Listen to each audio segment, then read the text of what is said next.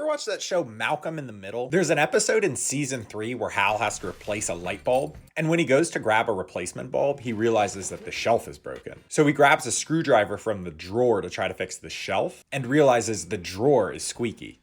So he grabs WD-40 to fix the squeaky drawer, and realizes the can is empty. So he gets in his car to go to the store, but the car won't start. And the whole scene ends like this. Al, can you replace that light bulb in the kitchen? What does it look like I'm doing?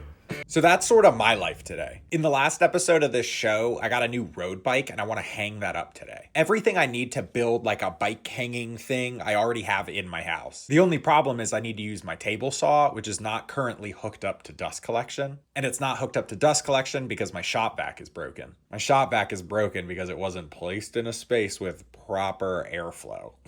Whatever that means. But it wasn't placed in a space with proper airflow because my shop is a mess. And my shop is a mess because I don't have a proper vacuum hose that can reach the entirety of the space. So I use that as an excuse to let things pile up. So my life is exactly like Malcolm in the Middle. I'm Malcolm, my wife is Stevie, my dogs are Dabney and the kid with the glasses, and my friend Christian is Francis, and you guys are the Krellboynes. And so before I can hang my bike, I have to do a lot of other stuff. First on the agenda is getting that new vacuum hose.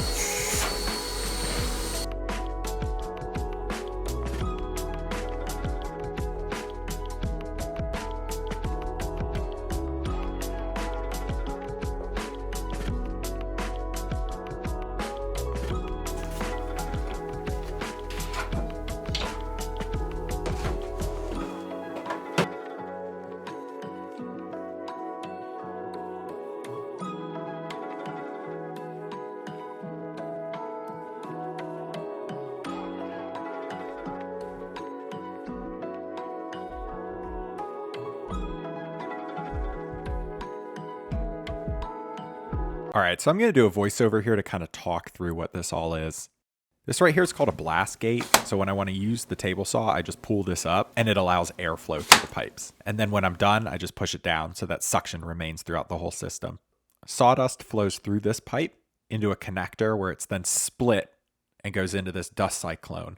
The cyclone churns up air, separating debris from the actual vacuum so that the filter doesn't get clogged and all the particles just fall down into this bucket. I also split off from the main hose and installed another blast gate that I can install a vacuum hose directly into. And all of it's powered by this wireless switch. So I can just walk around the shop with the switch and use the vacuum whenever I need it.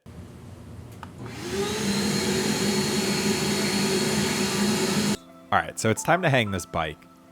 What I've been doing is trying to hang it up on these old straps. But when I put the seat in and then try to get the handlebars in, then the seat falls down and it's become a whole problem.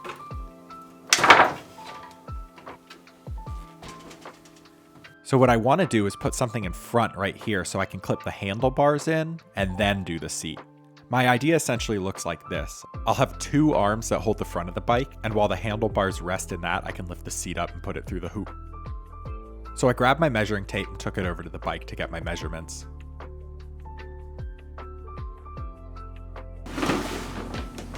Then I looked through some old scrapboard until I found enough pieces to make what I was looking for.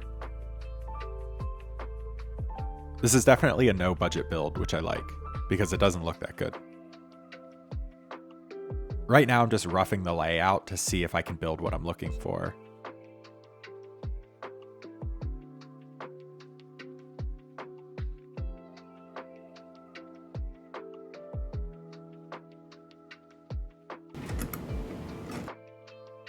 I wasn't sure if this was going to hold the weight of the bike with just one clamp, and I don't want to screw into these beams, so I'm testing it out here. I didn't even tighten that all the way, and it could hold all my weight, so I'm not worried about it. I put my sled on the table saw and then measured out the width of the board. You're supposed to do this with what's called a miter saw, but I don't have one set up right now, so I'm just going to use the table saw.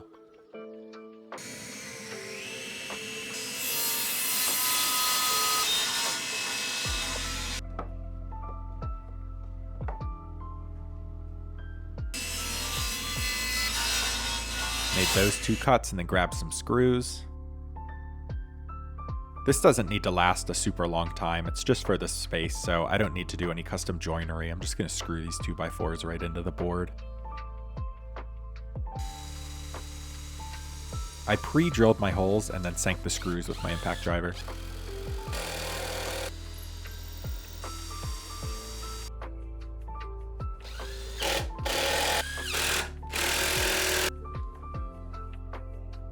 Quick test to make sure that everything was measured correct. And then it was time to set the spacing for the arms.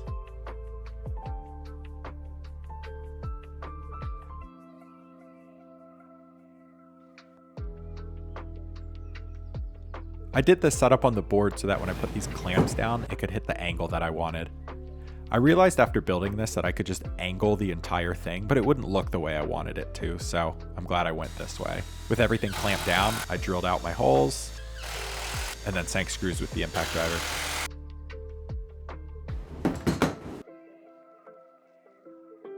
One more quick test, and we have what we're looking for.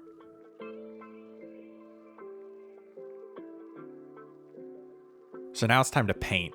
I want this to kind of blend in, so I got the black spray paint. I hate spray painting. I'm not that good at it, but it's easier than hand painting it. Now I'm literally watching paint dry.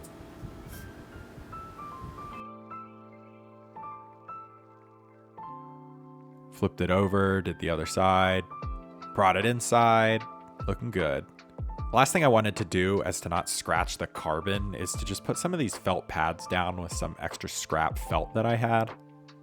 I don't have like a nail gun or a staple gun or anything, so this part of the video is really repetitive and it doesn't need narrating, but I think it's really satisfying listening to the hammer hit all the nails, so.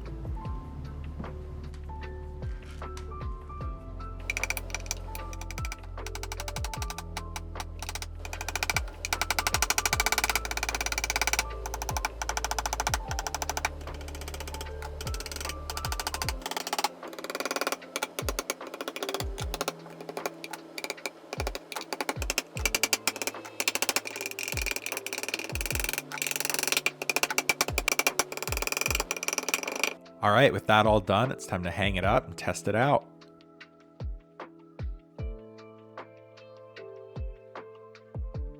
It looked okay, but it needed some micro adjustments.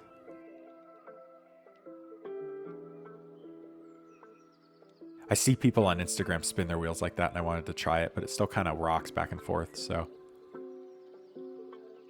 And there we have it. The bike is hung. It looks great. I'm super happy with the way this turned out.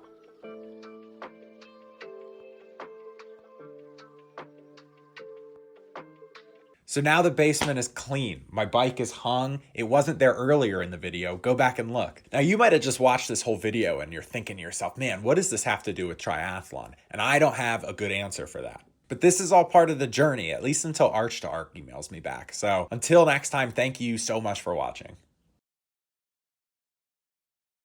Oh man, Tim Apple's stepping down from Apple. I've never used any of their products in my entire life.